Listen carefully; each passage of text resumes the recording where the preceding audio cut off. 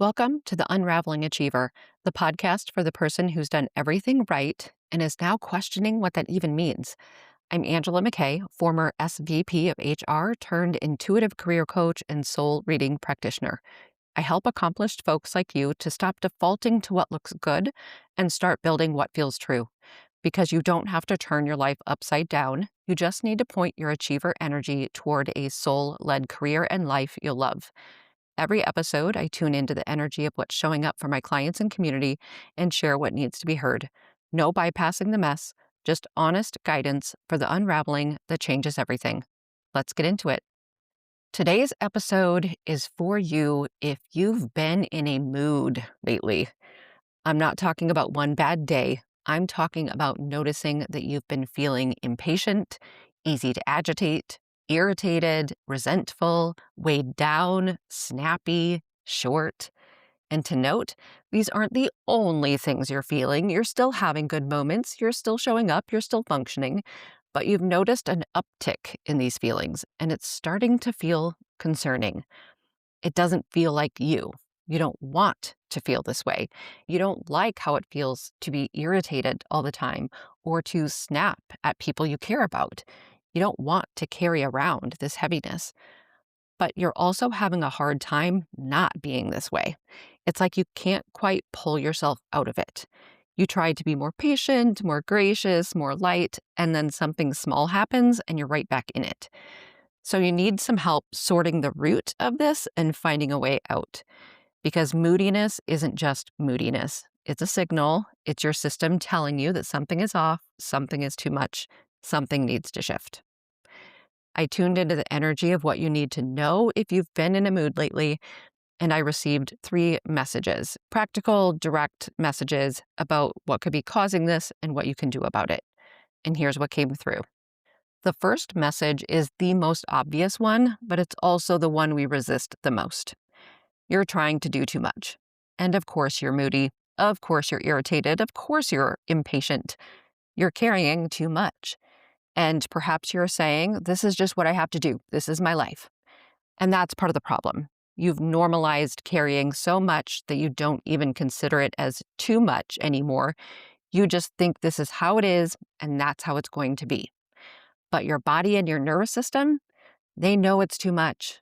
And that's what the moodiness is telling you. And here's a sneaky piece. This one might sting a little bit, so stay with me. There's a part of you that's clinging to doing too much. Because if you stop doing too much, you won't be able to complain about doing too much. And complaining about doing too much, that's part of how you show and prove your worth. That's how you show people how valuable you are, how hard you work, how much you sacrifice, how needed you are. So there's an attachment there, an attachment to being the person who does so much, carries it all, handles it all, because that's how you feel seen, that's how you feel valued. But it's making you miserable, and it's making you moody, and it's making you someone you don't want to be. So the message here is clear. You have to put something down. I won't ask you to put everything down, but you have to put something down. Look at everything you're carrying right now, everything you're responsible for, you've committed to, you're managing, and ask yourself, what is one thing I could put down? What is one thing I could delegate? What is one thing I could say no to? What is one thing I could let go of or be less than perfect about? If you want to take action on this message, this week, identify one responsibility, one commitment, one task that you're going to put down, not eventually, this week. And when that voice comes up that says, but I can't, I have to, no one else will do it, recognize that voice. That's the voice that's attached to your worth being tied to how much you do. And then put it down anyway, because being a little less busy is worth not being in a mood all the time. The second message is about self-care, but not just the bubble bath and green smoothie kind of self-care. I'm talking about taking care of your whole self, including your medical care. Something we forget when we're in a mood is that the moodiness isn't just mental or emotional, it's physical too. Your body affects your mood. Your hormones affect your mood. Your nutrition, your sleep, your movement, your hydration, all of it affects your mood. And when we're trying to do too much and we're stressed and we're overwhelmed, self-care is the first thing to go. We eat whatever's convenient. We don't drink enough water. We don't move our bodies. We don't sleep enough. And then we wonder why we feel terrible. And a layer deeper from this message, medical care as part of self-care. When was the last time you had your annual physical? When was the last time you had your blood work done? When was the last time you talked to your doctor about how you're feeling? And for women especially, when was the last time you had a conversation about your hormonal balance, about perimenopause or menopause? Because hormonal changes can drastically affect your mood. They can make you feel irritable, anxious, weighed down, not like yourself. And we don't talk about this enough. Perimenopause and menopause change so much, and we can start to feel very much not like ourselves. And we think we're just moody or difficult, but sometimes it's hormonal. And there's support available for that. And regarding self-care, yes, the traditional measures of self-care still matter too. So good food, plenty of water, movement that feels good, time in nature, rest. These aren't luxuries, they're necessities. When you're undernourished, dehydrated, sedentary, exhausted, of course, you're moody.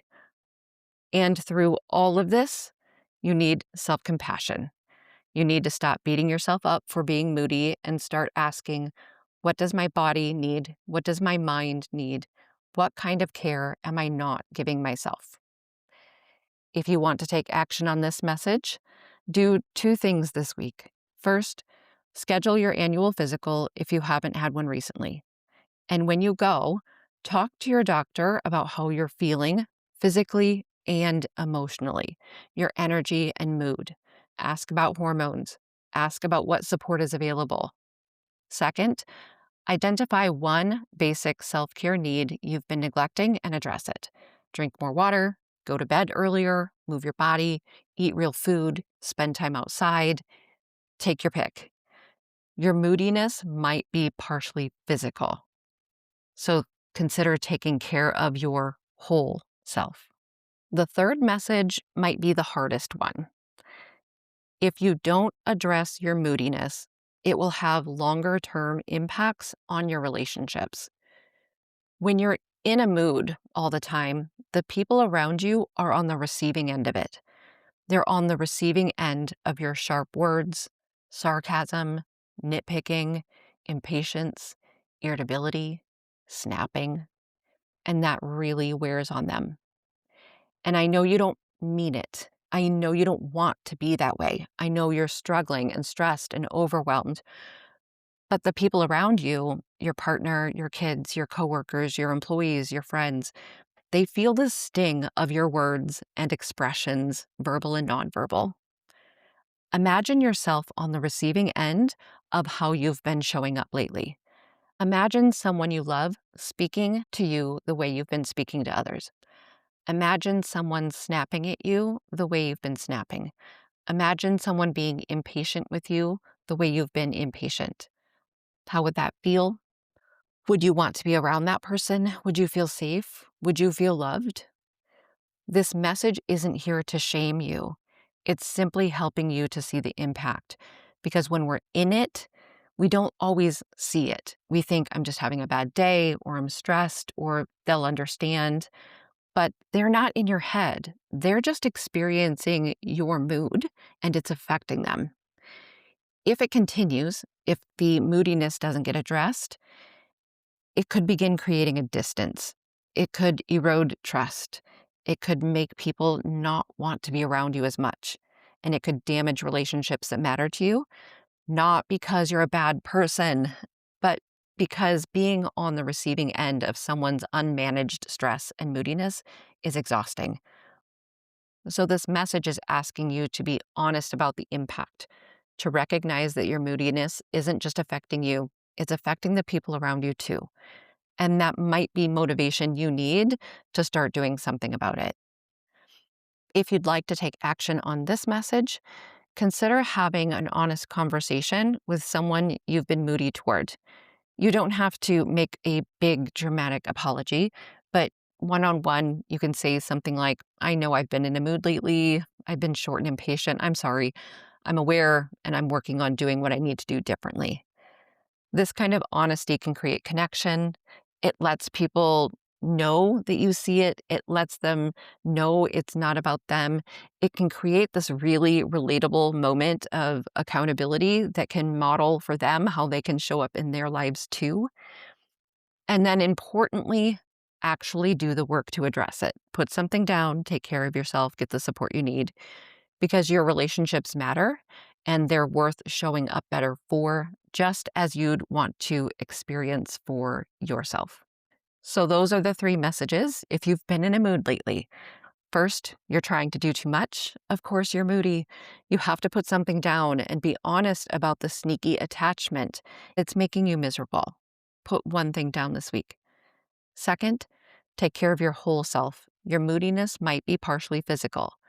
Keep up on your medical care, have conversations about hormones, perimenopause, menopause, and address the basics: water, food, movement, rest.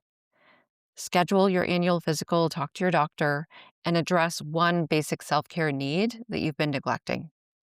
Third, your moodiness is affecting your relationships. The people around you are on the receiving end of your sharp words, impatience, and snapping. Put yourself on the receiving end to see the impact. Have an honest conversation with someone you've been moody toward. Let them know you see it and you're working on it, and then actually do the work. Again, moodiness isn't just moodiness. It's a signal that something is off, something is too much, something needs to shift. You do not have to be perfect. You do not have to never have a bad day. But if you've been in a mood for more than just a day or two, it's time to address what's underneath it because you can feel that you don't want to be this way. It doesn't feel good. You're allowed to put something down. You're allowed to take care of yourself. If what you heard today resonated, I'd love to support you in going deeper.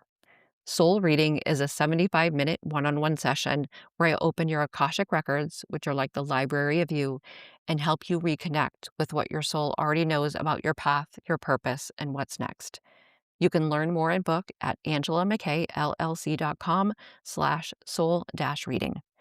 And if this episode landed for you, subscribe or follow so you don't miss what's coming next. New episodes drop every Wednesday. Thanks for being here, and until next time, take care.